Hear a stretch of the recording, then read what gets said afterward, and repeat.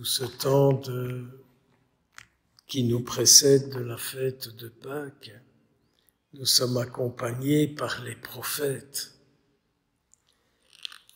Un peu comme s'il nous disait à Pâques, vous allez renouveler votre promesse de baptême afin que, à votre tour, vous deveniez dans le monde les prophètes de Dieu. Sinon, quel est le sens? La nuit de Pâques, il s'agit bien de la nuit de Pâques, de renouveler la promesse baptismale, si ce n'est pour être dans le monde un prophète de Jésus-Christ, à la manière des prophètes de l'Ancien Testament, qui ont bien sûr préparé la venue du Christ. Première parole du prophète Isaïe ce matin, c'est « Il s'adresse à Dieu et il dit « Tu m'as donné le langage du disciple ». C'est vraiment la parole qu'il faudrait demander, d'avoir le langage du vrai disciple du Christ, d'avoir le langage du Fils de Dieu, pas de radoter des bigoteries, mais d'avoir la parole de Dieu, la parole du disciple, qui ne peut faire que apporter une transformation à ceux qui accueillent cette parole. Sinon, on risquerait de glisser dans de la dévotionnette avec tous les dangers que cela comporte. Seigneur, donne-nous aujourd'hui de savoir accueillir cette transformation en nous qui fera de nous ton disciple et qu'ainsi, d'une parole, je puisse soutenir celui qui est épuisé. Je ne sais si vous avez entendu ça. Car il est toujours bien difficile d'entendre une parole prononcée, annoncée et l'accueillir, la recevoir. Donne-moi le langage du disciple afin que je puisse soutenir d'une parole celui qui est épuisé. Quelle belle mission que la mission des disciples du Christ, des enfants de Dieu dans le monde. Peut-être que nous avons des craintes à vivre en disciples. Et peut-être que nous ne comprenons pas encore très bien ce que ça veut dire pour chacun de nous que d'être un disciple.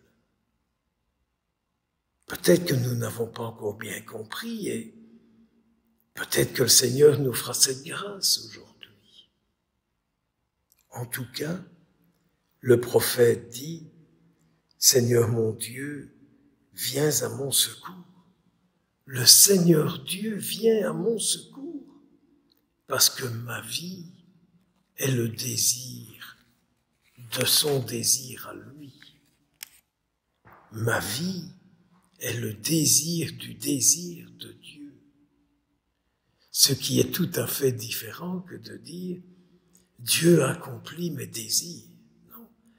Dieu fait de ma vie l'accomplissement de son désir, de ses désirs, de ses aspirations. Ces pages d'évangile qui nous rappellent, qui nous racontent les derniers moments de Jésus avec ses disciples sont terriblement dramatiques. Quand Jésus dit, mais il y en a un qui va me livrer, quoi. Et on voit combien ils se reconnaissent fragiles, vu qu'ils disent, mais qui, moi? Quand vous entendez ça, vous écoutez simplement ça, comme un événement qui s'est passé il y a 2000 ans, vous vous dites, mais Seigneur, aujourd'hui, qui va te livrer? Parce qu'il est question d'un intérêt là. Judas le livre parce qu'il va ramasser une somme d'argent considérable. Il est prêt à faire n'importe quoi pour ramasser une somme d'argent.